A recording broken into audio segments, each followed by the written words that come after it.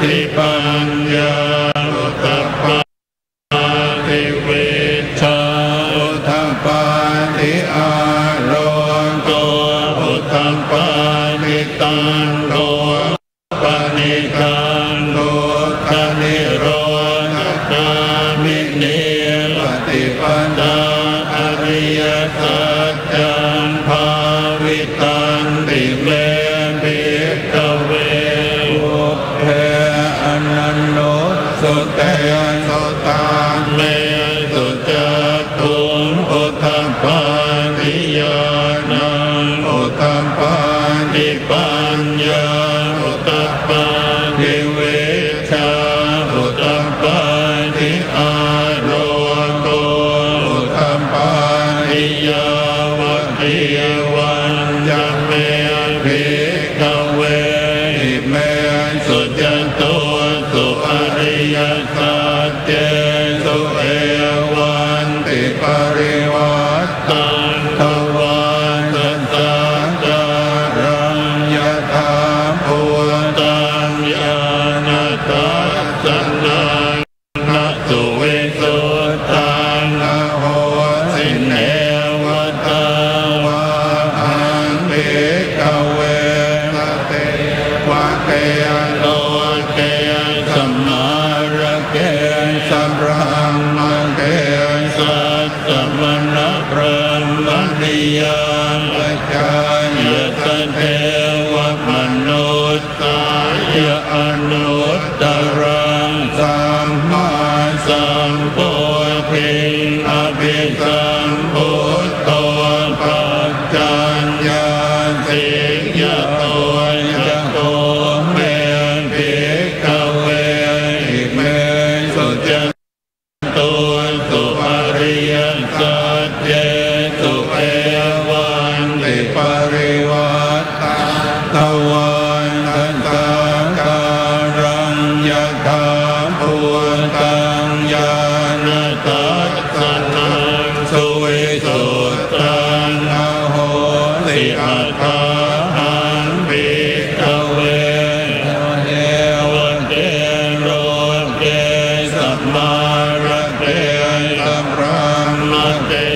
สัสสะมณะพระมณียังปัจจายตเทวมนุสสายอนุตตรังสัมมาสัมพุทธิ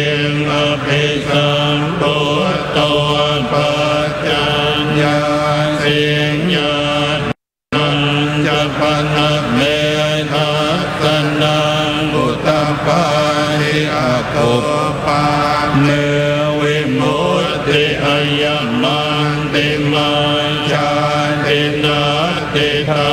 นิพุนนะภวติตังภวจะภะคะวะอัตตมนาปัญญวะกิยาภิกขุภะคะวะโตภาสิตังอภินันตุอิมัสมิงจะปนะวายะจรณัสมิงปัญญมาเนอายะสัมมโตโทนทัญญาสวิราจังเวตมะรังธัมมจักขุงอุทธัปปาทิยังเกจิสมุทัยธัมมังสัพพันตังนิโรธธัมมันติปวัตติเตจะภะคะวะตาธัมมจักเตภูมาเทวาสัตตมโนสาเวโสเอตัมภะคะวะตังภารณติยังวิสิปตังเนวิกตาเยนะโนตตรังธัมมจักกังภวัตติตังอาปฏิวัตติยังสัมมเนนะวะบรมเนนะวะเทเวนะวะมาเรนะวะธัมมุนาวะเกนะเท ติวะโรกัสมิติอุมมานังเทวานังสัตตังสุตวันจตุมหาราชิกาเทวาสัตตมโนสาเวตุจาตุมหาราชิกานังเทวาตังสุตวันตาวติงสาเทวาสัตตมโนสาเวสุตาวติงสานังเทวานังสัตตังสุตวายามาเทวาสัตตมโนสาเวสุญญามานังเทวานังสัตตังสุตวาสุนิตาเทวาสัตตมโนสาเวสุตุติตานังเทวานังสัตตังสุตวานิมานรติเทวาสัตตมโนสาเวสุนิมานรตินังเทวานังสัตตังสุตวาปรณิมิตวะตวะติเทวาสัตตมโนสาเวสุปรณิมิตวะตวะตินังเทวานังสัตตังสุตวาพระมกายิกาเทวาสัตตมโนสาเวสุเอตัมภควตาภารติยังอิติปัตเนมิกตาเยอนุตตรังธรรมจักตังปวัตติตังอัปปติวัตติยังสัพพเนนะวะพระมเนนะวะเทเวนะวะมาเรนะวะรัมมุนาวะเกนะจิวะโรกัสมิติอิติหะเตนะทะเนนะเตนะโมโหเตนะยาวะพระมโนตัสสะโตอะภูคาติอายัญจะตาตาติโนกตาตุสังกังเป็นสัมปตังเป็นสัมปเวทิอัปปมาโนจะโอราโลโอภาโสโรเกปาตุระโหสิอติกังเมวะเทวานังเทวานุภาวังอัตโตภควาอุทานังอุทาเนสิอัญญาสิวัตโพตุนทันโยอัญญาสิวัตโพตุนทันโยติอิติอิทังอายัสสมโตโกนทันโยสะอัญญาโกนทันโยตะเววนามังอาโอสิติภะอุเทวามโนจายมังพระหิตจินตยุงอากังมานาโสทานังรุหิมังกรมุตตมังเทวนายจะภารานังปันติตานันเทวนาปุญญาจะปุญญนิยานังเอตัมมังกรมุตตมังปะ ติรูปเทสวรรค์โสจัมภูเปจักตัมปุญญาตาอัตตสัมมาปันนิติจะเอตัมมังคะนังโลตัมมังมาหุสัจจันจะเสปัญจวินัยโยจะตุเสกิโตสุภาสิตาจิยาวาจาเอตัมมังกรโมตตมังปาตาปิตุอุปัฏฐานังพุทธังภารัตถังสังฆะโอคะนังบุรัญจกัมมันตาเอตัมมังกรโมตตมังจะทำและจริยานจะยานลังกานังจะสังฆะโหอนวัชฌานิกรรมานิเอกรโมตตมังหารติวิรันติปัมปามัจจปานายจะสัญญโปธาปมาโตจะธรรมเมสุเอตัมมังคารโมตตมังคารโมจะนิวานโตจะสันตุนิ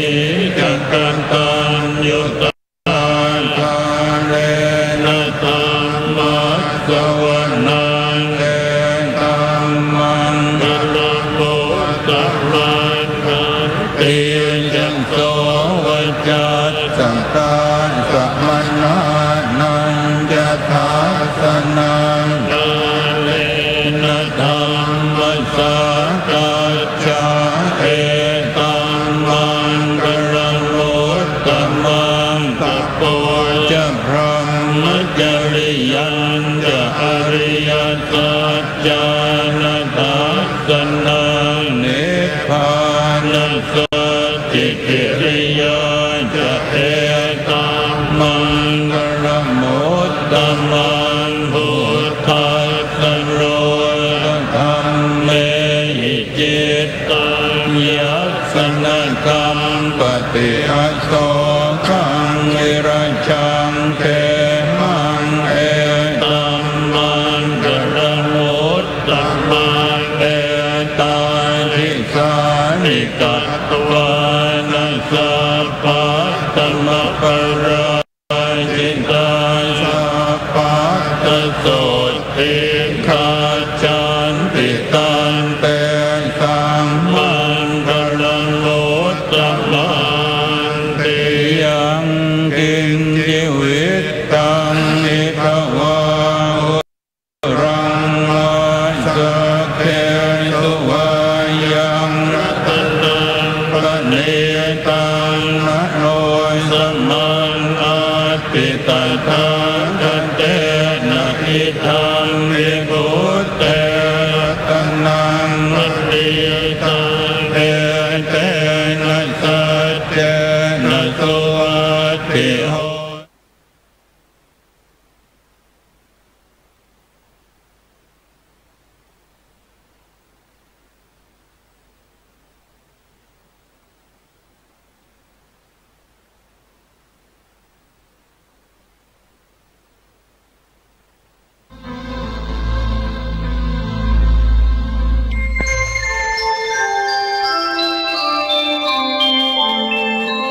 ขณะนี้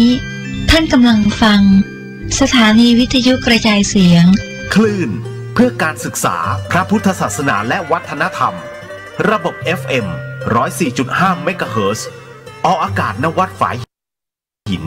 ตำบลสุเทพอำเภอเมืองจังหวัดเชียงใหม่โทรศัพท์053-226-058 053-810-406 053-943-691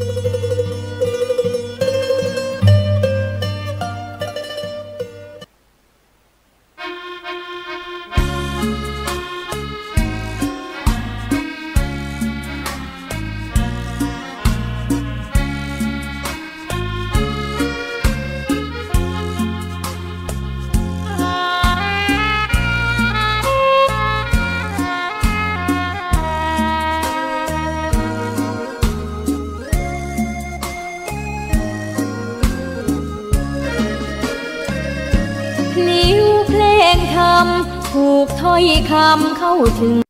จิตใจฟังรายการวิทยุเสียงใสส่งถึงใจไปสู่ปลายนาสารธรรมน้อมนำมองพระศาสดาบอกผู้คน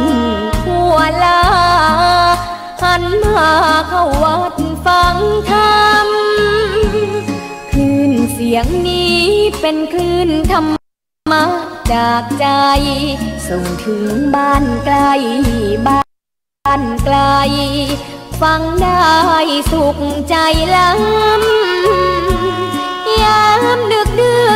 นค่ำคืนมีงานต้องทำเป็นคลื่นสารธรรมเน้นย้ำธรรมะเพื่อนใจเสียงคลื่นธรรมบอกหลักธรรมให้คลายความเหงาฟังเสียงธรรมะเบาเบาบอกเล่าถึงคนบ้านไกลสื่อธรรมะบอกลดละระหว่างด้วยใจสื่อไปถึงสวงในเข้าใจหลักธรรมหลักดีลิ้วเพลงธรรมถูกสัมพันธ์จิตใจร่าเริงฟังสาระธรรมะบันเทิงรื่นเริงในชีวิตยามวันว่างเดินทางไปเยี่ยมสถานีนัดพบกันน้องพี่วันนี้วันดีวันเสาร์สวดมนต์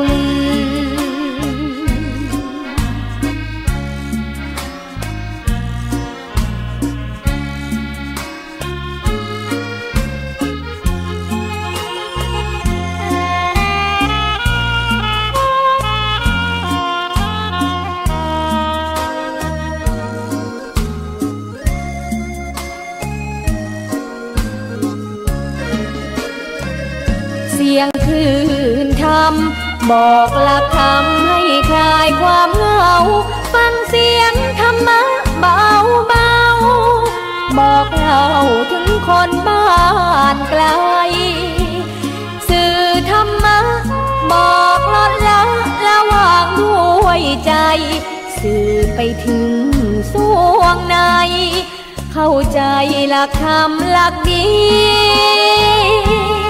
ลิ้วเพลงธรรมถูกสัมพันธ์จิตใจร่าเริงฟังสาระธรรมะบันเทิงรื่นเริงในชีวิตยามวันว่าง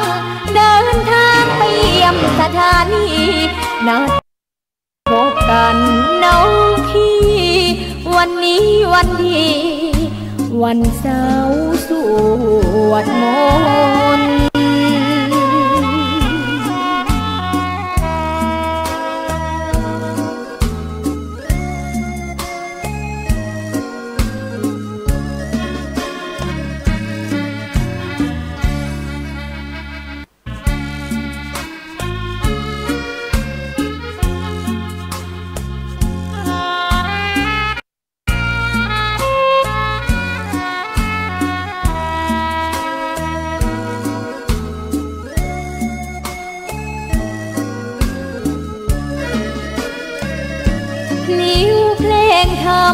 ถูกถ้อยคำเข้าถึงจิตใจฟังรายการวิทยุเสียงใสส่งถึงใจไปสู่ปลายนาสารธรรมน้อมนำมองพระศาสดาบอกผู้คนทั่วลาหันมาเข้าวัดฟังธรรมคลื่นเสียงนี้เป็นคลื่นธรรมะจากใจส่งถึงบ้านไกลบ้านไกลฟังได้สุขใจล้ำยามดึกดื่นค่ำคืนมีงานต้องทำเป็นคลื่นสารธรรมเน้นย้ำธรรมะเพื่อนใจ สียงคลื่นธรรมบอกหลักธรรมให้คลายความเหงาฟังเสียงธรรมะเบาเบาบอกเล่าถึงคน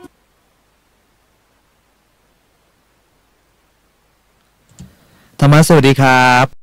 พบกันอีกเช่นเคยนะครับในรายการครับ Wednesday นะครับทุกๆวันพุธในเวลา 19:20 นะครับกับผมครับขัน5ฟามิงโกและขัน5ปะโปะนะคะครับก็ยินดีที่พุธนี้เราได้มาเจอกันนะคะแต่ว่าวันนี้เรามีข่าวมาแจ้งไม่ได้เรียกว่าข่าวเศร้าอะไรนะคะแต่ว่าเรียกว่าเป็นอะไรใหม่ๆอะไรใหม่ๆก็แล้วกันนะคะก็คือว่าเดี๋ยวในครั้งนี้เนี่ยจะเป็นการปรากฏตัวของขัน5ปะโปะเนี่ยเป็นครั้งที่จริงๆเราไม่อยากใช้คำว่าครั้งสุดท้ายนะคะแต่ว่าด้วยความที่ติดอะไรอยู่ประมาณหนึ่งนะคะก็เลยทำให้ไม่สามารถมาตัวขัน5ปะโปะเนี่ยจะมาจัดได้เหมือนเก่านะคะแต่ว่าเดี๋ยวยังมีการจะวางแผนกันอยู่ว่าเราจะหาวิธีการที่จะทำให้รายการยังคงอยู่ต่อไปยังไงอย่างเช่นอาจจะมีการไปจัดออนไลน์มาจากที่อื่นอะไรเงี้ยนะคะเพราะว่าเราไม่สามารถมาที่นี่ได้อย่างตัวขัน5ปะโปะเนี่ยไม่สามารถมาได้แล้วนะคะก็เลยคิดว่าจะไปอาจจะมีการจัดออนไลน์มาจากที่อื่นโดยที่สัญญาณยังคงมาเหมือนเดิมภาพมาเหมือนเดิมหรือจะพักตรงนั้นไปก่อนแล้วก็จะมีเป็นผู้จัดรายการวิทยุอีกท่านหนึ่งมาแทนคู่กับขัน5ฟามิงโกหรือเปล่าใช่ครับขอจะรีบไปพิจารณาภายใน1 สัปดาห์นะคะเพราะว่าสิ่งที่เกิดขึ้นก็เราก็คิดกันมาหมายถึงตอนแรกเราเข้าใจว่าเราจะพักกันไปเลยแต่เสียดายครับยังไม่อยากทิ้งผู้ชมไปครับใช่ขัน5ฟามิงโกยังมาได้นะคะตัวขัน5ปะโปะก็จะพักไปก่อนแต่ว่าก็ไม่กล้าสัญญาว่าจะกลับมาหรือจะไม่กลับมานะคะแต่ว่าถ้ามีโอกาสได้กลับมาจากการจัดมาจากที่อื่นนะต้องจากการจัดที่อื่นเท่านั้นนะคะก็จะได้เจอกันแค่นั้นนะคะครับโอเควันนี้นะคะเป็นภาคต่อของครั้งก่อนนะคะก็คือเรื่องของการเสริมสร้างกำลังใจในการรักษาศีลนะคะจริงๆอย่างที่เคยบอกไปคราวที่แล้วว่าอยากจะต่อเป็นครั้งที่10-20เลยนะคะในการเสริมสร้างกำลังใจในการรักษาศีลเพราะศีลเนี่ยก็มีหลายข้อและยังไม่รวมหมวดของการละอกุศลกรรมบทแล้วก็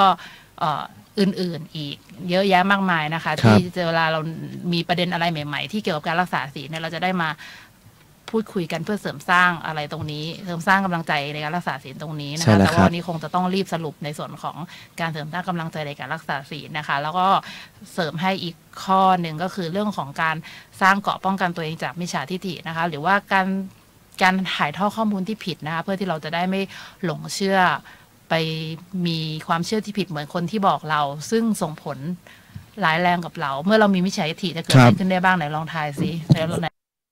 ลองประเมินดูซิค่าขัน5ฟามิงโกถ้าเราเกิดมิจฉาทิฏฐินะครับเราจะเกิดเรื่องเกี่ยวกับความไม่รู้มากกว่าก็คือเรามีความทำผิดไปใช่แล้วเวลาที่เรามีความเห็นผิดมากๆมันจะเกิดอะไรขึ้นกับการตัดสินใจของเราบางครั้งเราอาจจะทำให้เราทำบาปไปโดยไม่รู้ตัวโดยเราแทนที่เราคิดว่าสิ่งนั้นเนี่ยเป็นการทำบุญแต่ในทางกลับกันแล้วเนี่ยกลายเป็นการทำบาปไปในตัวเลยทีเดียวครับค่ะมีหลายอย่างนะคะที่ขัน5ปะโปะเนี่ยสามารถพูดได้แล้วก็ไม่สามารถพูดได้ในการยกตัวอย่างของการเห็นผิดนะคะเพราะว่าบางครั้งเราไม่อยากมีปัญหากับใครนะคะที่กำลังมีความผิดอยู่แล้วก็ถ่ายทอดสิ่งที่ผิดเท่าที่เราเห็นกันในประเทศไทยของเรานี่ก็มากมายแล้วนะคะเราได้ยินข่าวการสอนผิดการบิดเบือนคำสอนแล้วก็บอกว่าเป็นพุทธเยอะมากทุกวันนี้นะคะแม้แค่ประเทศไทยเราอย่างเดียวเนี่ยคนนับถือพุทธของจริงเนี่ยน้อยมากที่เป็นพุทธของจริงน้อยมากโอเคเพราะฉะนั้นจึงคิดว่าถ้าหากว่านี่คือครั้งสุดท้ายที่คณะปะโปะจะได้จัดรายการวิทยุก็เลยอยากที่จะให้เกราะป้องกันตรงนี้ไม่ได้กำลังจะบอกว่าตัวเองโอ้โหสมาธิดีหรือว่าเป็นบรรลุธรรมแล้วไม่ใช่นะคะแต่เรียกว่าก็เคยมีความผิดมาเคยเป็นคนที่ไม่เชื่อว่าการเวียนว่ายตายเกิดมีจริงก็เคยนะคะเคยก็พูดง่ายๆค่ะนับถือศาสนาพุทธได้แบบที่ผิดก็เคยเชื่ออะไรสมเด็จเคยมาทั้งนั้นแล้วค่ะก่อนหน้าที่จะมาศึกษาศาสนาพุทธอย่างจริงจังนะคะแต่ก็โชคดีค่ะได้กัลยาณมิตรที่ดีหลายท่านซึ่งในกัลยาณมิตรเหล่านั้นเนี่ยเขายอมเป็นกัลยาณมิตรเราก็เพราะว่าเราก็ต้องมีการประพฤติตัวที่มันดีด้วยใช่แล้วก็เวลาจะถามคำถามอะไรเนี่ยสำคัญมากอย่าเล่นลิ้นอย่างเช่นครั้งหนึ่ง ขันธ์ห้าพ่อเปิดเคยถามพี่คนหนึ่งซึ่งเป็นเหมือนกับครูบาอาจารย์เราในการสั่งสอนธรรมะเลยนะคะตอนนั้นคือเราได้ยินเรื่องเปรตเรื่องนรกอะไรเงี้ยแล้วเราก็เพิ่งได้ยินคือได้ยินมานานแต่ว่าเริ่มหนักข้อขึ้นก็ตอนนั้นอะไรเงี้ยก็เลยถามพี่เขาเพราะว่าพี่เขาปฏิบัติธรรมจริงจังมากเลยเราก็เลยบอกพี่หนูถามจริงๆนะพี่ทำเสียงแบบนี้เลยนะครับพี่ทำไมพี่เชื่อเรื่องเปรตไหมคือพี่หนูไม่ได้กวนประสาทนะแต่ทำไมพี่ถึงเชื่อหนูดูพี่แล้วเนี่ยพี่เป็นคนที่ดูพี่ฉลาดอะแต่ทำไมพี่ถึงเชื่อพี่เข้าใจไหมคะว่าในเวลาที่เราพูดเนี่ยค่ะมันอาจจะเป็นคำพูดของคนไม่รู้คนนึงแต่เราไม่ได้อวดฉลาดในนั้นไม่ได้กำลังบอกว่ามันไม่มีจริงแต่เราแค่อยากจะรู้ว่าอะไรที่ทำให้เขาเชื่อในเมื่อเราก็ไม่เคยเห็นแล้วตัวพี่เขาก็ไม่เคยเห็นแต่ด้วยการถามแบบนี้แหละค่ะมันเลยทำให้เขาอธิบายเราอย่างเมตตาแต่ถ้าเกิดสมมติว่าวิธีการถามพี่เชื่อไม่ได้ยังไงเป็นไม่จริงบ้าเปล่าสมมติเราถามแบบนี้เขาไม่อยากตอบแล้วเพราะเขารู้ว่ามันไม่มีประโยชน์ที่จะอธิบายเรามันเหมือนเวลาเราจะไปฟังศาสนาอื่นอะอันห้าพระโปก็เคยไปร่วมกิจกรรมของศาสนาอื่นบ้างเหมือนกันนะคะคือเราไปเพราะว่าอย่างเช่นเขาบรรยายเป็นภาษาอังกฤษเราอยากไปฝึกฟังภาษาก็เคยอันห้าฟลาเมนโกก็เคยไปด้วยกันนี่แหละอะไรแบบนี้นะคะไม่ได้เจอกันในที่นั้นนะครับใช่แล้วเวลาที่เขาอธิบายอะไรที่มันค้านกันกับหลักธรรมของพระพุทธเจ้าโดยตรงเนี่ยตอนนั้นในใจก็ไม่ได้ต่อต้านอะไรมันก็แค่แบบเราเข้าใจเขาแล้วเราก็เห็นว่าทำไมเขาถึงเชื่อแบบนั้นเราต้องถามเขาว่าทำไมอ่ะเราต้องถามเพื่อความเข้าใจแล้วเราก็นำมาปรับใช้กับชีวิตของเราแล้วก็เลือกวิธีการที่ดีที่สุดสำหรับเรานะคะวันนี้เรามีเวลาอยู่ร่วมกันประมาณครึ่งชั่วโมงโอเคเราพูดถึงเกี่ยวกับการกำลังใจในการรักษาศีลก่อนแล้วกันนะคะแล้วเดี๋ยวจะกลับมาที่เรื่องของการป้องกันตัวเองจากการสั่งสอนที่ผิดนะคะหรือว่าจากมิจฉาทิฏฐิทั้งหลายหรือความเห็นผิดทั้งหลายนะคะโอเคค่ะศีลของคฤหัสถ์เรานะคะที่พระพุทธเจ้าแนะนำว่าคฤหัสถ์เนี่ยนะคะประชาชนเนี่ยปุถุชนเราเลยอุบาสกอุบาสิกาเลยเนี่ยควรที่จะรักษาให้ได้อย่างน้อยกี่ข้อคะ5 พอ5 บางคนเนี่ยชอบบอกว่าโอ้ยมันยากอะไรเงี้ยนะคะมันทำไม่ได้หรอกอะไรเงี้ยแล้วแต่กรณีหนูนั่นนี่อะไรก็เถียงกันไปแต่มีคนรักษาได้8แล้วนะครับข้างๆผมนี่รักษาได้สัปดาห์ละ5 วันด้วยเคยมีบางวันมีอยู่วันนึงเบี้ยวแต่นั้นมันด้วยความที่นี่สิ่งวันนั้นอ่ะวันที่พลาดอ่ะคือวันที่พลาดแบบเหมือน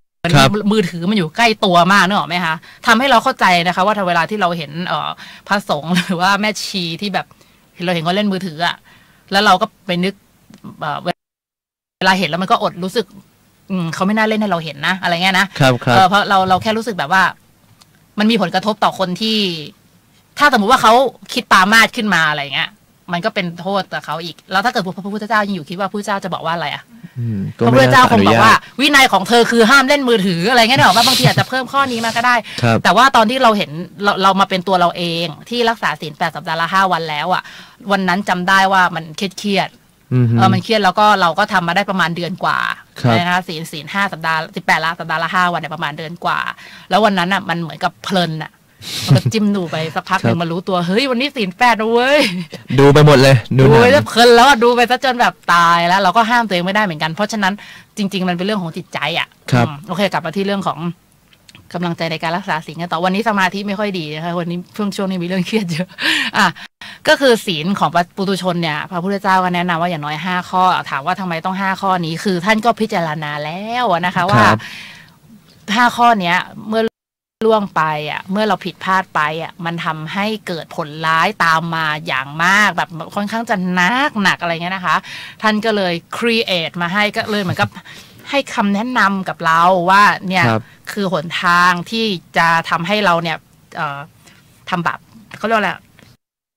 ไม่เจอกรรมหนักที่ถ่วงเราไว้กับสังสารวัฏนานหรือรุนแรงถึงขนาดตกนรกหรือหลายแรงแบบไม่ใช่ตกนรกธรรมดาตกนรกแล้วตกนรกอีกตกนรกแล้วตกนรกอีกอะไรเงี้ยนะคะท่านก็แบบมันก็ว่าแนะนำมาลักษณะนั้นแต่ก็ยังมีสูงกว่าหรือเรียกว่ามากกว่าศีล5ก็คือเรื่องของการละอกุศลกรรมบททั้ง10ก็คือจะมีหมวดของการเรื่องอาชีพเข้ามานะคะแล้วก็เรื่องเกี่ยวกับการพูดก็คือมีมากกว่าคำโกหกก็คือจะมีการไม่พูดส่อเสียดไม่พูดเพ้อเจ้อไม่พูดหยาบคายแล้วก็จะมีเรื่องของการระวังความคิดนะคะนี่คือในบทของศีล5แล้วก็ศีล8มาที่ศีล5กันต่อในการเสริมสร้างกำลังใจในการรักษาศีลนะคะเป็นเรื่องสำคัญมากที่จะทำให้คนคนหนึ่งรู้สึกสบายกับการรักษาศีล5ได้เวลามีใครมาถามขันธ์5 ปะโปะนะคะบางครั้งเขาคิดแทนขันธ์5 ปะโปะไปเองว่าขันธ์5 ปะโปะกำลังทำเรื่องที่หนัก เหมือนกับว่าเหนื่อยมากอะไรเงี้ยคงจะเหนื่อยน่าดูเลยกับการรักษาศีล 5นะคะครับแต่ตอบในฐานะที่ทำมานานแล้วหลายปีไม่ได้กำลังจะบอกว่าไม่เคยพลาดเลยนะคะเราประมาณ5 ครั้งล่าสุดประมาณปีที่แล้วโกหกเคยเป็นโกหกแนวไหนครับเป็นโกหกแบบโกหกเพื่อให้อีกฝ่ายหนึ่งโอเคสารภาพตรงนี้เลยเพราะว่าตอนนั้นไปทำอะไรผิดมาแล้วก็มันก็เป็นผิดที่แบบผิดหน้าด่าเป็นเด็กผิดกับผู้ใหญ่ผิดเรื่องเขาฝากอะไรไว้อะไรเงี้ยแล้วเราไม่ได้เอาไปให้ตามวันที่กำหนดอะไรเงี้ยมันก็รู้สึกแบบว่าโหไม่กล้าบอกซึ่งจริงๆเราก็เสียใจเหมือนกันคือจริงๆแล้วถามว่าอะไรที่เป็นสิ่งที่ทำให้ขันธ์ 5 พระโปรดรักษาศีล 5ได้มาตลอดก็คือไม่ได้ทำเหตุไงคือรู้ว่าเวลาพูดความจริงแล้วมันไม่กล้าพูดมันก็ต้องไปไม่ผิดตั้งแต่เหตุอะอย่างเช่นบอกว่าสมมุติว่าเนี่ยฝากของไปให้เขาแล้วบอกว่าต้องเอาให้ภายใน5 โมงเย็นนะครับแค่ทำให้มันตรงเวลาก็ไม่ต้องโกหกละแต่ถ้ารู้ว่าการไม่ทำตามที่สัญญาแล้วก็ต้องโกหกเพราะไม่กล้าพูดความจริง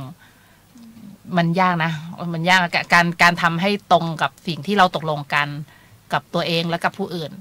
กับการที่แบบมาเผชิญหน้ากับการทำผิดไปแล้วมาพูดความจริงอะแบบแรกง่ายกว่าก็คือการทำให้มันถูกตั้งแต่แรกอะไรเงี้ยนะคะจะได้ไม่ต้องโกหกโอเคก็คือขันธ์ 5 พระโปรดเราจะบอกว่าไม่ได้รู้สึกเหนื่อยอะไรไปให้ไปฆ่าสัตว์อีกครั้งให้ไปโกหกอีกครั้งให้ไปขโมยให้ไปผิดศีลข้อ 3ไปยุ่งกับคู่รักของชาวบ้านหรือให้ไปกินเหล้านั่นคือสิ่งที่หนักสำหรับเราซะมากกว่าอยู่ดีแบบจะแบบสมมติถ้าต้องไปทำอย่างนั้นนะจะรู้สึกไม่นับถือตัวเองเลยอะจะรู้สึกแบบทำไม่ได้อะคือแบบไม่ชอบอะคือมันกลายเป็นตอนนี้เราย้ายข้างเราทำเรื่องนั้นได้ยากกว่าการอยู่ในศีลไปแล้วนะคะเพราะฉะนั้นเมื่อเราฝึกกำลังใจตรงนี้มันก็ทำให้การรักษาศีล 5มันไม่ใช่เรื่องยากสำหรับเราแล้วเหมือนเรามีเกราะป้องกันมันกลายเป็นจะให้ไปผิดสิยากสำหรับเรามากกว่าอยู่ดีแบบว่ามีคนมาท้าว่าเนี่ยบีมดตัวนี้สิฉันจะให้ 20,000อะไรเงี้ยใจเรามันจะหนักแน่นมากเลยคือแบบว่าเราไม่สน 20,000เลยอะเราขอให้มดมีชีวิตอยู่ไปเลยอะเพราะว่าเรารู้แล้วว่าประโยชน์ของการรักษาศีลคืออะไรเงินซื้อเราไม่ได้อะเราไม่ได้กระจอกขนาดนั้นอะคือเราไม่ได้หมายความว่าเราไม่ได้รับเงินจากการทำงานประเภทรับจ้างอะไรต่างๆนะเราทุกวันนี้เราก็ยังเป็นลูกจ้างนะคะใครเจ้านายให้ตังเราให้โบนัสเพิ่มเราชอบนะคะแต่ถ้าอยู่ดีจะมาให้เราทำอะไรผิดๆอะขันธ์ 5 ฟลามิงโกก็รู้ว่าขันธ์ 5 พระโปรดขนาดไหนหนักขนาดไหนขนาดแบบว่านี่ก็ไม่คืออยู่มาด้วยกันแล้วเนาะตั้งแต่สมัยแบบวินโดว์เนี่ยถ้าจะให้ขันธ์ 5 พระโปรดพิมพ์นะต้องถามก่อนเลยว่าวินโดว์ที่คุณเอามาเนี่ยวินโดว์ของแท้หรือเปล่าวินโดว์ของปลอมเนี่ยบางครั้งตัวเราเองเนี่ยเราก็ไม่รู้ว่าอันไหนของแท้ของปลอมเนาะบางครั้งเราไปใช้คอมของคนอื่นเนี่ยเราก็ไม่รู้ว่าของแท้ของปลอมจนสุดท้ายเนี่ยขันธ์ 5 พระโปรดแบบงั้นขอไม่ใช้ดีกว่าไม่สบายใจก็กลายเป็นวันนั้นไม่ได้ทำอะไรเลยจำไม่ได้แล้วเรื่องนั้นแต่รู้แต่ว่าแบบก็ไม่อยากอธิบายอะไรเยอะอย่างเมื่อก่อนเนี่ยเคยคิดว่าเฮ้ยไม่เป็นไรเราก็ทำงานร่วมกับคนอื่นไปถ้าสมมติมีใครบังคับให้โกหกก็จะไม่ยอมพูดก็ไม่พูดถึงเวลาจริงๆก็ไม่ยอมโกหกตามที่เขาขอแต่ก็ได้รับปัญหาจากการที่บาดหมางกันกับคนที่มันใช้โกหกแล้วเราไม่ยอมโกหกนี่แหละเขาจะโกรธเราอีกแบบนึงก็ได้เขาคิดไปต่างๆนะว่าเราต้องด่าเขาในใจแน่เลยอะไรไม่รู้เยอะแยะเลยอ่ะจริงๆแล้วสุดท้ายก็ใช่ครับสุดท้ายขันธ์ 5 พระโปรดก็ตัดสินใจว่าไม่ขอไปทำงานอะไรกับแบบที่ไม่ต้องคุยกับใครมากอะไรเงี้ยนี่ไงมาทำงานกับขันธ์ 5ไม่ต้องอธิบายอะไรอย่างสมมติว่าการที่จะหยุดทำอะไรหรือการที่จะเลือกที่จะทำอะไรการที่จะเรื่องเยอะแล้วมีคนมาขอให้อธิบายแล้วใจไม่ได้เปิดฟังจริงๆก็คือไม่คุยด้วยเลยคือแบบไม่อยากพูดเยอะจะมาชอบพูดอะไรลบๆให้ฟังนินทาคนนั้นคนนี้ให้ฟังด่านักการเมืองให้ฟังอะไรเงี้ยคือแบบไม่ฟังมาวุ่นวายมากๆก็ไม่ฟังเหมือนกันโอเคเราจะเริ่มพูดเรื่องตัวเยอะไปละขอโทษครับไม่เป็นไรค่ะไม่เป็นไรขออภัยค่ะก็คือกลับมาที่กำลังใจในการรักษาศีลก็คือนั่นแหละค่ะเราเห็นประโยชน์ของการรักษาศีลคือเรื่องหนึ่ง2เลยก็คือเห็นโทษของการละเมิดของการผิดทุกครั้งที่อย่างเรื่องของศีลข้อ 1นะคะทุกครั้งที่เราปลิดชีวิตคนอื่นพรากการมีชีวิตของคนอื่นพรากเวลาที่เขาจะได้ใช้ชีวิตของชีวิตอื่นไม่ว่าจะเป็นคนหรือสัตว์ก็ตามนะคะมันเป็นบาปใหญ่หลวงคือเราไม่ได้สูญเสียเวลาในชีวิตเราเท่ากับที่เราไปพรากชีวิตใครเช่นไปทำให้เขาตายเร็วกว่าเดิม7 วันแล้วเราจะตายเร็วกว่าเดิม7 วันเหมือนเขาไม่ใช่นะคะบางทีมันคูณไปอีก500คูณไปอีก1,000หรือบางทีก็จะมี กรรมชั่วอื่นๆที่จะต้องได้รับผลในอนาคตข้างหน้าขันธ์ห้าพระโปะไม่ต้องการที่จะได้เจออะไรแย่ๆอีกแล้วแล้วก็เจออะไรแย่ๆมามากพอแล้วคิดว่าที่ผ่านมาในอดีตชาติคงทำอะไรบาปมาใช้ได้คงจะเคยประมาทเหมือนที่คนทุกวันนี้ที่เราเห็นก็ประมาทกันให้เราเห็นมามากมันเลยทำให้ชาตินี้ก็ต้องแต่เกิดมาก็เจออะไรที่แบบเฮ้ยทำไมเราต้องเกิดมาเป็นแบบนี้ทำไมเราถูกอย่างนั้นอย่างนี้นู่นนี่มาเยอะเหลือเกินแล้วก็แน่นอนค่ะเมื่อเราเจอแต่สิ่งที่ไม่ดีมากๆเนี่ยความทุกข์มันก็เข้ามามากบางครั้งมันมาทีหนึ่งแบบหลายๆอย่างร้องไห้มันไม่รู้กี่ชีวิตไม่รู้กี่วันของชีวิตนะคะเพราะฉะนั้นมันก็เลยทำให้เรารู้สึกแล้วว่าทุกอย่างที่เราได้ทำอยู่เนี่ยค่ะการที่พูดถึงของขันธ์ห้าพระโปะนะคะคือรู้สึกแบบว่าเนี่ยแหละผลกรรมที่เมื่อเราใช้ไม่หมดในอดีตชาติอ่ะเวลามันตามมาในชาติที่เราจำอะไรไม่ได้เราก็เลือกที่จะเป็นคนดีอยู่แล้วเนี่ยมันอย่างนี้ไงมันเจ็บอย่างนี้ไงมันทุกข์อย่างนี้ไงแล้วมันก็สู้ไม่ได้ด้วยบางทีเราไม่ได้อยากจะคิดอย่างนี้อ่ะเราไม่ได้อยากร้องไห้อ่ะครับไม่ได้อยากทนอ่ะแต่มันก็เลี่ยงไม่ได้อ่ะอดไม่ได้มันเป็นวิบากอ่ะอะไรแบบเนี้ยนะคะมันเหมือนกับสมองมันก็บีบให้เราต้องรู้สึกแบบนี้อะไรเงี้ยนะคะจะต้องเจอคนแบบนี้จะต้องทะเลาะจะต้องสารพัดที่จะเจอเพราะฉะนั้นขันธ์ห้าพระโปะก็เลยตัดสินใจว่าไม่รู้เหมือนกันว่ากรรมดีกรรมชั่วของตัวเองที่ผ่านมาเนี่ยมีเท่าไหร่แต่ขอไม่ทำอะไรที่เป็นกรรมชั่วแล้วไม่ไหวแล้วไม่ขอรับเรื่องพวกนี้ละ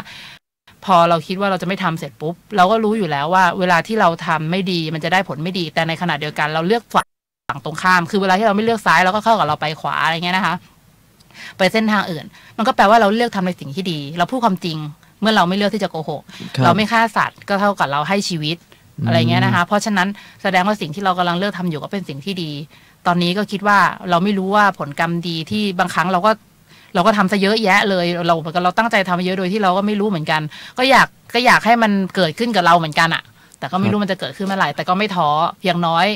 มันยังไม่เกิดแต่อย่างน้อยเราก็ขอทำไปเรื่อยแล้วกันดีกว่าที่เราจะโอ้ยมันยังไม่เกิดสักทีกรรมดีเนี่ยไม่ส่งผลสักทีทำกรรมชั่วต่อไปดีกว่าเผลอๆแบบมันจะยิ่งทำให้เราแบบแย่ลงเรื่อยๆอะไรประมาณนั้นนะคะก็นั่นแหละค่ะหนึ่งนะคะเห็นโทษของมันถามว่าทำไมเราจะรู้ได้ว่าโทษของมันคืออะไรหรือประโยชน์ของมันคืออะไรมันก็ต้องศึกษาคำสอนของพระพุทธเจ้าต้องอย่างน้อยมนุษย์เราต้องรู้ว่ากฎแห่งกรรมเนี่ยอะไรทำอะไรแล้วได้อะไรฆ่าสัตว์แล้วได้อะไรเคยมีอยู่ครั้งหนึ่งนะคะรู้จักเพื่อนคนหนึ่งก็เห็นเขาศึกษาธรรมะเขาก็บอกเขาอยากนิพพานนะอะไรเงี้ยนะคะแต่ว่าสิ่งที่เกิดขึ้นก็คือว่าเราถามเขาว่าเขารู้เยอะมากเขารู้ว่ามโนมหิทธิแปลว่าอะไรเขารู้วิชา3คืออะไรเขารู้เยอะมากแต่พอถามว่าถ้าผิดศีลข้อ2แล้วผลบาปคืออะไรรู้ไหมเขาไม่รู้เรื่องที่เขาควรรู้มากกว่ามโนมหิทธิแปลว่าอะไรคือไม่ได้บอกว่าการรู้มาหิทธิไม่ดีหรือดีนะคะก็มันรู้มันก็ดีดิแต่ว่าการที่เราไม่รู้ในสิ่งที่เราควรรู้ถ้าเป็นชาวพุทธเนี่ยเวลาที่คุณทำผิดคุณจะไม่ละอายแล้วเขาก็ทำผิดจริงๆมีแบบเหมือนกับดูหนังละเมิดลิขสิทธิ์จริงๆอะไรเงี้ยนะคะใช้ของผิดลิขสิทธิ์ไปอะไรแบบนี้จริงๆโกหกก็โกหกจริงๆด่าว่าคนอื่นก็ด่าว่าคนอื่นจริงๆก็คือไม่ได้มีความละอายในการทำเลยยังมีความมั่นใจอีกต่างหากนะคะนี่แหละค่ะคือผลเสียของการที่เราไม่รู้เพราะฉะนั้นวิธีการเสริมสร้างกำลังใจคือการรู้อีกอันนึงค่ะคือเหมือนกับติดชิปการเห็นอกเห็นใจติดพรหมวิหาร4ไว้ในใจของเราพรหมวิหาร4ประกอบอะไรไปด้วยอะไรจำได้ไหมทุกสมุทัยนิโรธนั้นอริยสัจสี่อันนั้นอริยะเหรอครับอันนี้พรหมเริ่มต้นด้วยเมตตากรุณามุทิตาอุเบกขาครับใช่ค่ะนี่เป็นอริยะเฉยอันนี้พรหมวิหาร4คือเมตตากรุณามุทิตาอุเบกขานะคะเราจะต้องมีความรวมๆแล้วก็คือเป็นคนที่มีความประสงค์ที่จะให้คนอื่นมีความสุขพ้นทุกข์ยินดีเมื่อเขาทำอะไรดีด้วยถ้าอะไรมันเกินกว่าที่จะช่วยได้ก็วางเฉยอะไรประมาณนี้นะคะก็เราฝังเรื่องนั้นไว้ในใจเวลาที่เราจะฆ่าสัตว์แบบอยากจะตบยุงเหลือเกินอย่างน้อยเรารู้ว่าถ้าเป็นตัวเราอะสมมติว่าเราเป็นยุงว่าเรามาโดนใครทำถึงตายในป้าบเดียวอะเราจะเจ็บขนาดไหนแม้ว่าจะเป็นเสี้ยววินาทีแต่มันก็คงเจ็บเหมือนกันเหมือนสมมติว่าคุณลองจินตนาการถ้าคุณโดนยิงหัวหรือคุณโดนยิงเข้ากลางหัวใจคุณเนี่ยคุณคิดว่ามันจะเจ็บไหมอะแล้วเพราะฉะนั้นเราจะไปทำอย่างนั้นกับชีวิตอื่นที่ตัวใหญ่กว่าเขาเพื่ออะไรเงี้ยนะคะแล้วเวลาที่เราช่วยเขาว่าเราเห็นเขาเดินต่อมันเป็นความปลื้มปิติมากกว่านะคะอันนี้คือสิ่งข้อหนึ่งก็คือละเว้นเห็นประโยชน์เห็นโทษนะเห็นอกเห็นใจผู้ที่ถ้าเราไปทำร้ายเขาก็จะเจ็บปวดอะไรเงี้ยนะคะต่อมาสิ่งข้อ2นะคะไม่ลักทรัพย์นะคะอย่างน้อยมันเป็นเรื่องของ การเคารพการให้เกียรติการไม่ไปละเมิดในทรัพย์สินของคนอื่นเนี่ยมันดีอยู่แล้วนะคะแต่ว่าในยุคนี้เนี่ยมันมีอะไรมากกว่านั้นคือการลักทรัพย์มันง่ายมากคือมันเป็นเรื่องของลิขสิทธิ์เดี๋ยวนี้คนทำก็เอาใช้คำตรงๆก็คือไม่ได้ลายกันแล้วอะไรเงี้ยนะคะเพราะว่ามองว่าใครๆก็ทำกันอะไรเงี้ยนะคะแล้วเราก็รู้สึกว่าไม่เห็นจะเจ็บปวดตรงไหนเพราะว่าอะไรอะคะสำหรับหลายๆคนที่ทำอยู่คุณไม่เคยลองจินตนาการว่าคุณคือผู้เสียประโยชน์เลยคุณก็เลยรู้สึกอย่างนั้นแหละเพราะฉะนั้นเราจะต้องคิดว่าสมมติว่าเราเป็นคนเป็นเจ้าของหนังสักเรื่องหนึ่งจินตนาการในที่นี้มันก็ต้องจินตนาการไปถึงทุกคนที่มีส่วนเกี่ยวข้องกับอาชีพนั้นนะคะเขาต้องสูญเสียอะไรเท่าไหร่บางครั้งนะคะคุณรู้ไหมคะทุกวันเนี้ยนักแต่งเพลงน้อยลงมากเป็นหลาย10 เท่าเลยเพราะว่าเขาหมดกำลังใจอ่ะเขาไม่มีตังค์ที่จะทำในสิ่งที่เขารักเพราะว่าใครๆก็ละเมิดลิขสิทธิ์กันหมดจนในที่สุดนักแต่งเพลงมืออาชีพหลายคนนะคะต้องไปทำมาหากินอย่างอื่นต้องทิ้งความฝันเพราะว่าต้องหาเลี้ยงตัวเองนะคะครับมันก็เป็นผลกระทบของหลายๆคนที่เลือกที่จะละเมิดลิขสิทธิ์โปรแกรม Photoshop โปรแกรม Microsoft Word Microsoft Excel Microsoft PowerPoint อะไรต่างๆนะคะที่ใครๆก็ไปหาดาวน์โหลดกันมาได้ฟรีๆจริงๆแล้วทุกอย่างเนี่ยมันควรที่จะเสียตังค์ซื้อนะคะเพราะว่ามันมาจากสติปัญญาของคนกลุ่มหนึ่งที่สร้างสรรค์มันขึ้นมาเงินที่เขาควรได้เขาก็ไม่ได้นะคะมันก็น่าเหนื่อยอยู่เหมือนกันนะถ้าเกิดสมมติเราสร้างประดิษฐ์อะไรขึ้นมาสักอย่างที่มันเป็นลิขสิทธิ์ทางปัญญาแล้วอยู่มาวันนึงก็มีใครก็ไม่รู้อย่างสมมติคุณประดิษฐ์อะไรสักอย่างขึ้นมาดิครับสมมติไปประดิษฐ์เก้าอี้ทำงานอัจฉริยะขึ้นมาเก้าอี้นี้เราคิดเป็นคนแรกเลยโลกไม่เคยมีเลยแล้วอยู่มาวันนึงก็มีคนมองแล้วเขาก็ไปก๊อปปี้ทำขายดีกว่าเราจะรู้สึกยังไงถ้าเราคิดถึงความรู้สึกเขาตรงนี้ว่าการที่ไปทำร้ายคนอื่นทำให้คนอื่นหมดกำลังใจทำให้เขาเนี่ยไม่ได้ตังค์ที่เขาควรจะได้อะไรเงี้ยมันน่าเจ็บปวดอยู่เหมือนกันเราก็จะยั้งมือเราได้อยู่นี่ก็เป็นสิ่งที่ทำให้เรามีกำลังใจในการรักษาศีลเหมือนกันก็คือเวลาที่เราเห็นเพื่อนมนุษย์ด้วยกันทุกร้อนอะไรเงี้ยนะคะ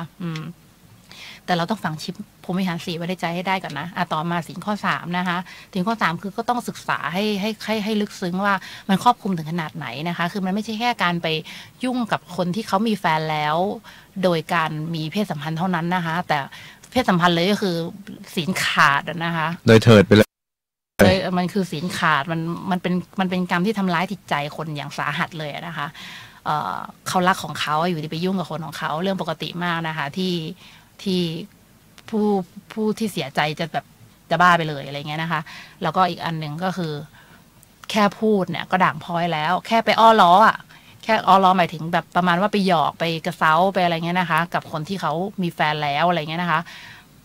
แค่นี้คู่เขาถ้ารู้ก็เจ็บแล้วอะไรเงี้ยเพราะฉะนั้นแบบมันต้องไม่หลอกตัวเองว่าสิ่งที่กำลังพูดอยู่ไม่ใช่การอ้อล้อด้วยนะไม่ใช่บอกเฮ้ยไม่ได้จีบก็ตัวเองโกหกเลยอะอะไรเงี้ยนะคะเพราะฉะนั้นเราก็ต้องระวังนะคะมากกว่านั้นก็คืออีกอย่างหนึ่งศีลข้อ3ไม่ได้ครอบคลุมแค่เรื่องของคู่ครองของคนอื่นแต่ครอบคลุมถึงบุตรธิดาของคนอื่นด้วยกรณีว่าเราเป็นผู้ชายนะคะเราก็ไม่ควรที่จะไปล่วงละเมิดลูกสาวคนอื่นเขาแม้แต่ผู้หญิงก็เหมือนกันก็อย่าเพิ่งไปรีบล่วงละเมิดลูกชายคนอื่นเขาบางครั้งพ่อแม่เขาอาจจะเสียใจก็ได้ลองคิดดูนะคะสมมติว่าคุณมีลูกสมมติว่าคุณรักลูกสาวคุณมากแล้ววันหนึ่งก็มีใครยังลูกผู้ชายหน่อยก็ไม่รู้เขาไม่เคยมาแนะนำตัวให้คุณรู้จักเลยอ่ะเขาไม่เคยคิดถึงความรู้สึกคุณเลยคุณเลี้ยงคุณมาคุณจะรู้สึกยังไงเขาไม่สนเลยอ่ะคุณจะเจ็บขนาดไหนบางครั้งบางบ้านเขาก็ไม่ได้สนแต่บางบ้านเขาก็สนแล้วเราจะไปเดาส่งเดชได้ยังไงว่าอุ้ยลูกสาวของแม่ของลูกสาวที่ฉันไปจะเอามาเป็นเมียเนี่ยเขาคงไม่เจ็บปวดอะไรหรอกหรือบางครั้งเราก็อาจจะคิดไปเองว่าเขามาหาเราเองอะไรเงี้ยนะคะคือเขาจะมาหาเราเองหรือไม่มาหาเราเองมันไม่สำคัญอ่ะมันสำคัญที่ว่าเราเคารพตัวเองเราเคารพคนที่เป็นผู้ปกครองเขาไหมอะไรเงี้ยนะคะเด็กบางคนมันทำอะไรมันรู้เท่าไม่ถึงการเราก็ต้องมีการพูดง่ายค่ะเสริมสร้างคุณธรรมให้ใจตัวเองให้มันมากๆอ่ะแล้วนั่นแหละจะเป็นกำลังใจคุณจะนับถือตัวเองมากเลยถ้าคุณรักษาศีลได้เนียบๆอะไรเงี้ยนะคะมีคุณธรรมมากๆเป็นเหมือนกับมนุษย์ที่เต็มขั้นอ่ะนะคะแล้วก็โอเคเดี๋ยวเวลาหมดนะคะไปที่ศีลข้อ4รายการโกหกนะคะรู้ไหมคะว่าการที่เราพูดความจริงได้เสมอมันเท่มากคุณลองคิดดูดิว่าถ้าสมมติว่าเอางี้คิดยังไงกับคนที่รักษาศีล5ได้ 100%เราจะรู้สึกว่าพี่อย่างเงี้ยมันพี่ทำได้เหรอพี่เก่งเยี่ยมอะไรอย่างเงี้ยถือว่าเขามีความน่าเชื่อถือแล้วถ้ามองโดยผิวเผินนะครับสมมติยกนิ้วโป้งให้เลยอ่ะใช่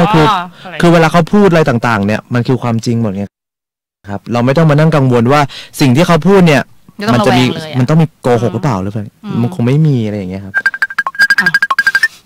มีอะไรเกิดขึ้นในคอมพิวเตอร์เราตอนนี้ได้ครับโอเคต่อครับก็นั่นแหละค่ะก็เราก็ต้องระวังในการผิดศีลข้อ4นะคะแล้วก็เราลองนึกถึงความเท่ของการที่จะเป็นคนที่รักษาศีล5ได้เนียบก็ได้มันก็เป็นกำลังใจนะข้อ5นะคะวันนี้อาจจะไปรวบรัดนิดนึงนะคะวันสุดท้ายแล้วก็กลัวไม่จบคือเชื่อไหมคะตอนเนี้ยมันกังวลว่าจะไม่ทันจนทำให้การพูดมันดูวกอยู่เหมือนกันโอเคข้อ5ครับสิ่งข้อ5คืออะไรคะไม่ดื่มสุราใช่ครับไม่ดื่มสุราและยาเสพติดครับโอเคค่ะทีนี้บอกแบบนี้แล้วกันนะคะว่าขันธ์5พระโปก็เคยดื่มเมาเลยเมาเลยนะคะจำความสุขแบบนั้นได้เหมือนกันค่ะแต่ว่าดื่มเพราะสาเหตุอะไรครับทำไมถึงไปดื่มถามว่าเริ่มจากอะไรมันมาจากการที่แบบเราสงสัยว่าทำไมพ่อเราถึงติดเหล้าเลยอะไรเงี้ยนะคะครับแล้วก็เหมือนกับขอความเข้าใจทุกคนว่าคือเขาก็เราจำไม่ได้ว่าเขาพูดอะไรบ้างแต่เราแค่รู้สึกแบบว่าสิ่งที่เกิดขึ้นภาพที่เราเห็นมันทำให้เราศรัทธาพ่อเราน้อยลงเรื่อยๆยิ่งโตยิ่งเห็นภาพอะไรที่มันแบบทำไมพ่ออยู่ในสภาพเนี้ยคนเป็นพ่อทำไมอยู่ในสภาพนอนแบบนี้ทำไมอยู่ในสภาพที่ใช้เงินไปกับเรื่องที่ไม่ควรใช้อะไรเงี้ยถ้าพ่อไม่ซื้อเหล้าด้วยจำนวนตัวเลขประมาณนี้เท่านี้ต่อเดือนทำไมต้องทะเลาะกับแม่ไม่ต้องทะเลาะคนในบ้านอะไรเงี้ยนี่มันคืออะไรเนี่ยคนที่เขาคือพ่อของเราคนที่เราควรที่จะไม่ตะกิดตะขวงใจในการที่เราจะฟังอะไรเขาพูดง่ายนะคะ ก็คือว่าเราไม่คิดจะทำในสิ่งที่เขาทำให้เราเห็นอยู่ทุกวันเนี้ยแล้วเมื่อเขาทำสิ่งนั้นมันทำให้เรานับถือเขาน้อยลงเราไม่อยากฟังจนวันหนึ่งก็รู้สึกแบบว่าไหนลองดูดิทดลองขนาดไหนวะคือขนาดนั้นด้วยเจตนาแบบนี้แหละครับสุดที่สุดถึงแม้ว่าการหัดดื่มจนเมาจะทำให้เข้าใจได้ว่าทำไมพ่อถึงเป็นอย่างนี้แต่ถ้าย้อนกลับไปได้จะไม่แตะสักหยดเลย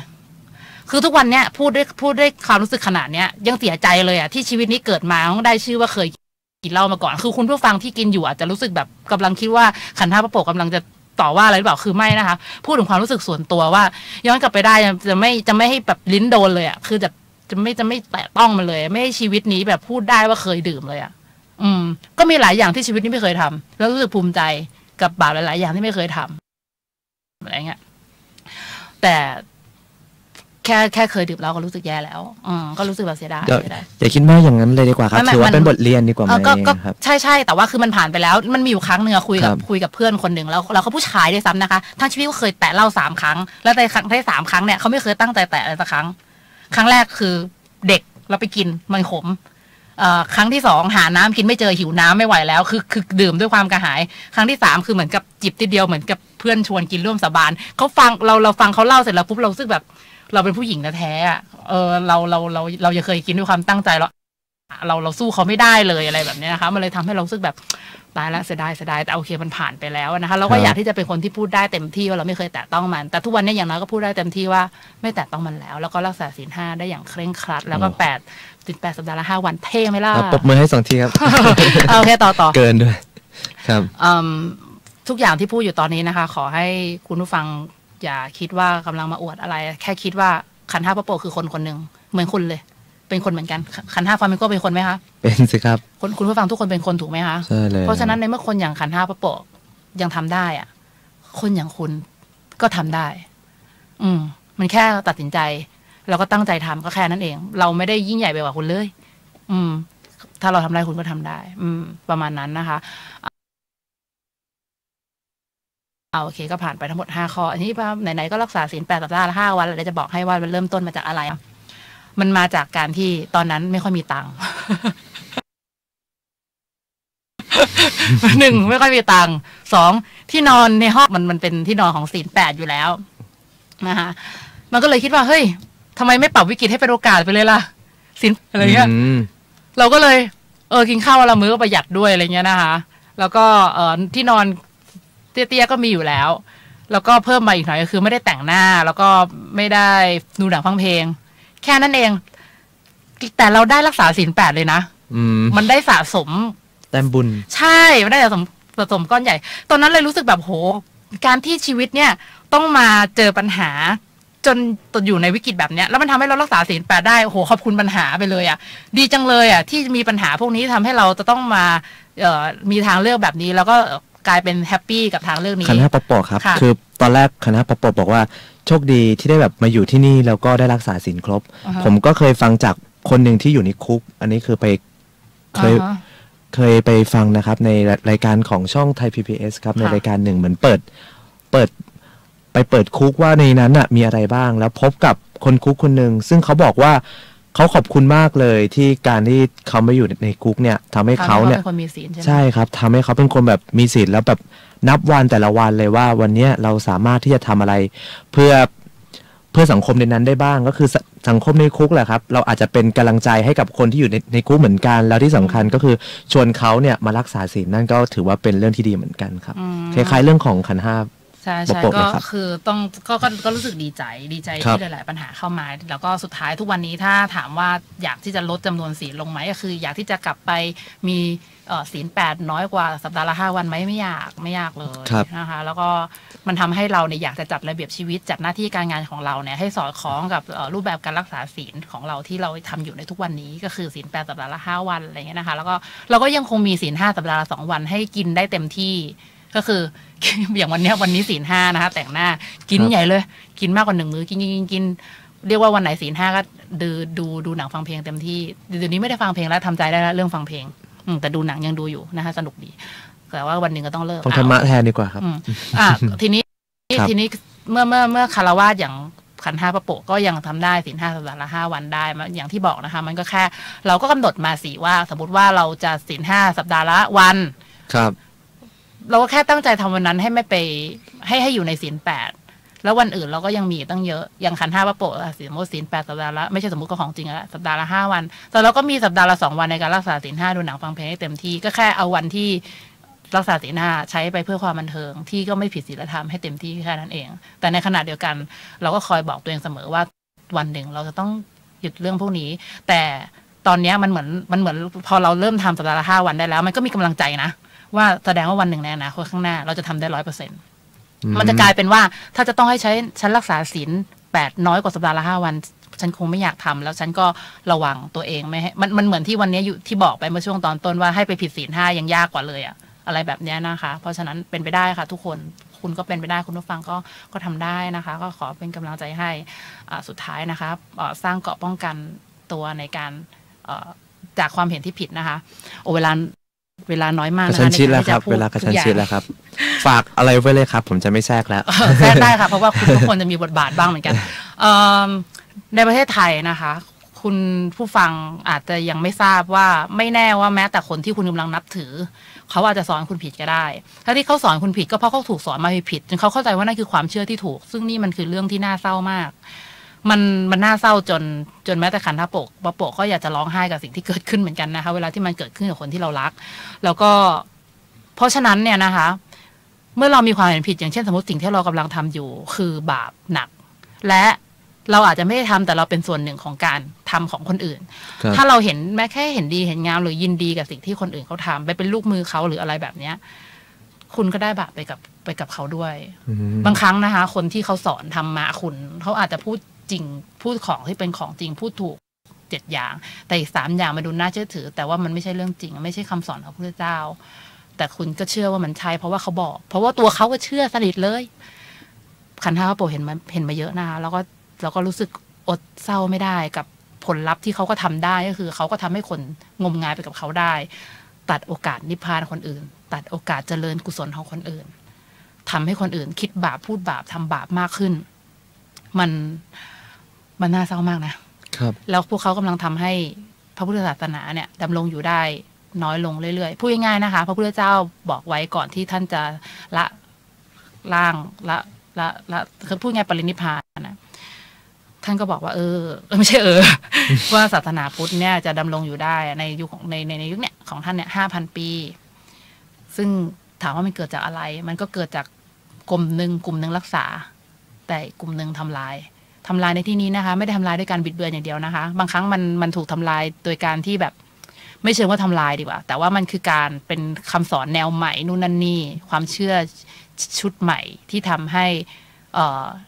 อาจจะหนีทุกข์ได้ในระดับหนึ่งแต่มันก็ไม่ใช่หนีทุกข์ถาวรแล้วมันก็เป็นความเชื่อที่ไม่ถูกอย่างยกตัวอย่างง่ายๆเรื่องของความบันเทิงทั้งหลายอะไรเงี้ยนะคะสิ่งเหล่านั้นก็เป็นส่วนสำคัญที่ทำให้คำสอนที่ถูกต้องของศาสนาพุทธเนี่ยเลือนหายเพราะฉะนั้นค่ะต่อให้คนที่เขากำลังแนะนำคุณอยู่แม้แต่เราสองคนก็ตามสิ่งแรกเลยนะคะเวลาฟังนะคะอย่าด่วนเชื่อเวลาฟังอะไรแล้วเอะใจก็อย่าเพิ่งด่วนไม่เชื่อเหมือนกันอุ้ยมันโม้มันมั่วอะไรเงี้ยนะคะเอาคำเดียวกันนะไปค้นหาแล้วก็อย่าค้นหาจากที่เดียวแล้วก็ค้นหาด้วยหัวใจที่เปิดกว้างอย่าฟังแค่ประโยค2ประโยคแล้วก็สรุปเอาเองว่ามันน่าจะเป็นอย่างนั้นน่าจะเป็นอย่างนี้มันจะเป็นภัยกับตัวคุณเองถ้าขันธ์ห้าโปรมีเวลามากกว่านี้ก็อย่าพูดมากกว่านี้นะคะเพราะฉะนั้นนะคะไม่ว่าคนที่สมมติว่าคนที่บอกคุณเนี่ยเ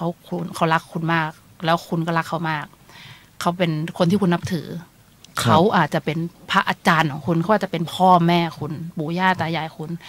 แต่ต้องมีการคัดกรองข้อมูลนิดนึงแล้วก็เลือกในสิ่งที่ใช่ให้กับตัวเองจัดสรรเวลา24ชั่วโมงของเราในการศึกษาธรรมะที่ถูกต้องลองเลือกดูว่าธรรมะที่แท้จะไปหาได้ที่ไหนอย่าเชื่อหรืออย่าต่อต้านความเห็นที่ตรงข้ามมากเกินไปกาลามสูตรย้ำไว้ค่ะถ้าคุณเชื่อคำสอนของพระเจ้าจริงๆเราจะไม่โง่ ในกาลามสูตรก็ยังบอกเลยว่าอย่าเชื่อแม้ว่ามันจะถูกกับทิฏฐิของคุณอ่ะคืออย่าเชื่อแม้ว่าคุณจะรู้สึกว่าฟังแล้วมันจะฟังแล้วมันสบายหูหรือว่ามันตรงกับความเชื่อของคุณเพราะฉะนั้นแบบอยากให้ระวังนะคะขันธ์ห้าโปะคือได้เห็นคนที่ตัวเองรักจำนวนหนึ่งที่เขาถลำไปกับความเห็นที่ผิดแล้วก็ทำบาปมากขึ้นทุกวันแล้วมันรู้สึกเหมือนฉันต้องทำอะไรสักอย่างแต่ว่าฉันก็ทำได้เท่านี้มันก็ต้องวางอุเบกขาแต่กว่าจะวางได้ก็ไม่ได้วางได้ง่ายๆแล้วก็กว่าที่จะวางได้ก็เจ็บมันก็อดเจ็บไม่ได้เพราะเราก็ปุถุชนเนาะเราก็ยังไม่ได้บรรลุอรหันต์เนาะประมาณนั้นนะคะเพราะฉะนั้นในการทำหน้าที่ครั้งนี้ก็บอกตรงๆนะคะไม่ว่าจะพูดอะไรออกไปบางครั้งอาจจะมีบางคำที่มันดูเหมือนอวดตัวเองนะวันนี้เราพูดหลายอย่างที่แบบเรากำลังจะบอกว่าตัวเรามีศีลเยอะแค่ไหนขันธ์ห้าพระโปรไม่ได้คิดจะแบบฉันคนดีอะไรเงี้ยทำบุญกับฉันสิเอาตังค์มาให้ฉันเธอแล้วเธอจะได้บุญเยอะเธอซื้อของมาให้ฉันสิคือหนูไม่ได้แบบโอ้โหตบมือจังขันธ์ห้าพระโปรเป็นคนดีจังเลยเดี๋ยวขันธ์ห้าพระโปรก็ตายแล้วค่ะคือแบบว่าชมก็ชมได้เท่าที่มีชีวิตอยู่เพราะฉะนั้นอยากจะบอกเลยว่าเจตนาเนี่ยมันคือแบบเราจะทำยังไงในฐานะเพื่อนมนุษย์ที่จะทำเพื่อคุณได้มากที่สุดใช่มองนาฬิกาตลอดเวลาว่าเวลาสุดท้ายที่จะได้เห็นกันทุกวันเนี้ยตอนเนี้ยพูดได้แค่ไหนเพราะฉะนั้นไม่รู้เหมือนกันนะคะว่ามีคนฟังอยู่เท่าไหร่ไม่รู้เหมือนกันว่าจะมีสักคนไหมไม่รู้เหมือนกันจะมีคนมาดูย้อนหลังไหมแต่ด้วยทักษะการพูดเท่าที่มีแล้วก็ด้วยสติปัญญาที่มีขันธ์ห้าพระโปรทำเต็มที่แล้วไม่ได้มีเจตนาใดๆจะมาอวดอะไรเจตนาอย่างเดียวเลยคือปรารถนาดีกับคนฟังมากๆนะคะก็พบกันใหม่เมื่อมีโอกาสที่ได้กลับมาก็แล้วกันนะคะหากว่าครั้งนี้เจอกันเป็นครั้งสุดท้ายหวังว่าสิ่งที่ทำอยู่นี่มันดีที่สุดก็ได้กลับมาสิครับแต่ว่าอาจจะเป็นการจัดออนไลน์ที่อื่นมาจากที่อื่นมานะคะก็ขอให้ทุกท่านเจริญกุศลกันมากกว่าเจริญอกุศลนะคะหรือถ้าจะให้ดีกว่านั้นก็คือเจริญแต่กุศลอกุศลไม่มีเลยขอให้ทำวันนี้ให้ดีที่สุดกันทุกคนแล้วก็ขอให้เข้าถึงการนิพพานเมื่อวันที่คุณพร้อมแล้ววันที่คุณครบบารมีเต็มเปี่ยมนะคะอวยพรให้ขอให้คำอวยพรเป็นจริงสาธุนะคะก็ประมาณนี้อนุโมทนาด้วยครับค่ะก็ขันธ์ห้าฟามิโกปิดท้ายหน่อยละกันค่ะครับก็พบกันอีกเช่นเคยนะครับในสัปดาห์หน้านะครับอย่าเพิ่งหนีไปไหนนะครับขันธ์ห้าป๊อปโปไม่อยู่1คนนะครับเพราะว่าติดภารกิจนะครับอาจจะมาไม่ได้นะครับก็เดี๋ยวเราจะมีคนใหม่นะครับเราก็จะมีดีเจคนใหม่นะครับถ้าอยากจะรู้นะครับว่าอาทิตย์หน้าเนี่ยดีเจคนใหม่เป็นใครนะครับอย่าลืมติดตามได้ในรายการครับ Wednesday นะครับทุกๆวันพุธในเวลา 19:20 นะครับครับสำหรับวันนี้นะครับก็ต้องขอลาไปก่อนนะครับสวัสดีครับสวัสดีครับได้สุขใจล้ำ